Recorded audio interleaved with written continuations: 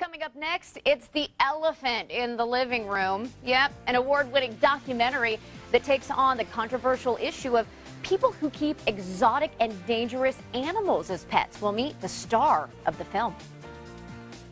If we can't change the minds of these people that are afraid, we're going to lose. The Congress of the United States needs to address this problem in law. It needs to address what I'm going to show you. I'm not going to pay attention to that. Then I take them from my list of people that I care about and put them on the list of the people I need to take down. People would come to my house. The last thing they'd say is, damn, you got to be nuts if you want to keep one of these. Why? Well, it is a growing problem. People thinking that it's a good idea to keep exotic animals as pets. And here to talk about us this morning and talk about some very graphic examples of why it's such a bad idea, Tim Harrison, who is in this documentary, The Elephant in the Living Room. But you're a firefighter, a police officer, and an expert in exotic animals as well. Do you travel all over the country collecting these things when people don't want them anymore, or when they happen to get loose?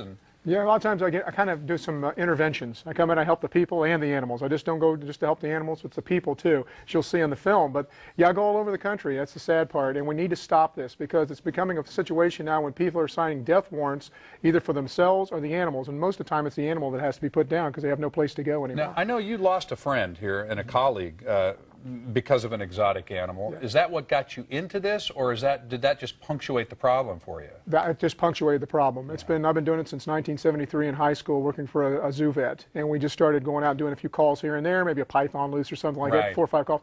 1995, when reality TV kicked in, Steve Irwin, Animal Planet, knee-jerk reaction. Everybody brought in monkey see, monkey do, brought in the most dangerous creatures into their homes. Just like when 101 Dalmatians came out. Remember, everybody bought Dalmatians. Right, when you see it on TV, you got to do it. You know, it's interesting too, because I don't think Steve Irwin ever condoned that. Yeah, that's the thing. You know, he would say these are wild animals, but people saw him doing it, and a certain segment of the population said, oh, I can probably do that too. Yeah, they just exploded. Baby alligators especially just exploded. Just exploded. And one time in Ohio, in Dayton, Ohio, where I came from, I caught 19 alligators that were loose. People had turned loose after they got a certain size, couldn't handle them anymore.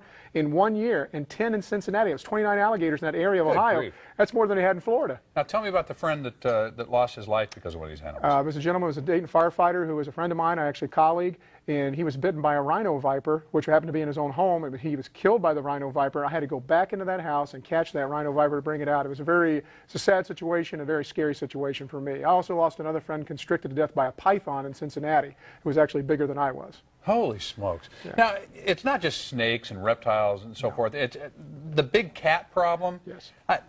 I don't know how. Every once in a while, you'll hear one of these crazy stories, like some guy in New York, on a 30th floor apartment building, got a lion in his apartment, or a tiger or something. I mean, where do the people get these animals in the first place? Well, the film, The Elephant in the Living Room, shows it perfectly. We go to underground in these exotic animal auctions, which everything on the film is illegal, which scares everybody. Because the auctions, you can buy a hyena, as you see on there, and walk out with it without anybody saying boo to you. It's like the sheriff says on the film. The African lion you see on there, Lambert, actually got loose on the interstate and was attacking cars. The sheriff says it perfectly. You have to have a dog license for your dog, but you don't have to have nothing for a lion.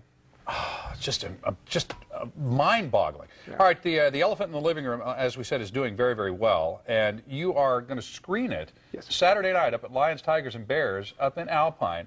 Now, a lot of folks probably have heard of this place. I doubt if many San Diegans have actually visited it. It's not like, they are a big tourist destination up there. That's not what they're all about. No, they're trying to provide a place for some of these animals to live out their lives with some kind of dignity and some kind of comfort.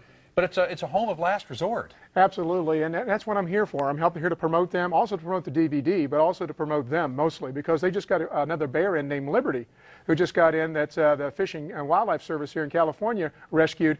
They need some money.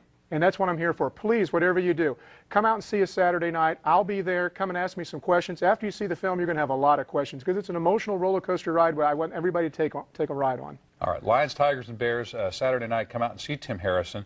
Where can they find the film, The Elephant in the Living Room? You can get it on theelephantinthelivingroom.com, pick up your Blu-ray or your DVD, or get on iTunes right now. We're #1 independent film on iTunes, #1 on Amazon.com for all documentaries, #1 on Xbox and all those fun things out there. So we're pretty excited. So now, well, how does this work? You're a firefighter and a police officer back in Ohio. What, you get a call and somebody says, hey, there's a lion loose over there in Montana or something. Can you hop on a plane and get over there? What happens is I'm the last resort. We have a lot of groups out there. I teach for Homeland Security out of Texas A&M College, so I have a lot of chiefs and a lot of firefighters and cops around the country. That's what my organization, Outreach for Animals, is about. We're all cops, firemen, and emergency room doctors and emergency room nurses, trying to, dispel the myths about exotic animals and also educate people about the proper behavior around them, because we're not getting it from TV. We're not getting any proper behavior from TV. They're teaching you exactly the wrong thing. Jump on their backs, wrestle them, play with them, bring them in your homes. And it's not right. So we're out there trying to promote not doing this. All right, folks. Again, it's a huge, huge problem, but I really recommend that you pick up the documentary, The Elephant in the Living Room, and see how big it really is. And I think you'll be startled, as Tim says, over the fact that you can obtain these things legally, but then it's not legal to keep them in most places, is it? It turns out a lot of times they find out the hard way. Yeah. Some of them get them, and then when the police have to come in, when there's an action or something happens and the animal attacks somebody, it gets loose, and they find out most communities do have some kind of regulations. But I liked your story earlier about the python that you had to help rescue. That was an amazing story, too. I was out jogging one day in Dunwoody, Georgia, in the middle of a residential neighborhood, and I came across an 8-foot albino Burmese python. There you go. That was really, really unhappy when the animal control guy grabbed it by the tail and started dragging it backwards. Yep. And then handed me the tail and said, I'm going to go open the door on the truck. Would you hold this for me? Yes, you hold the tail.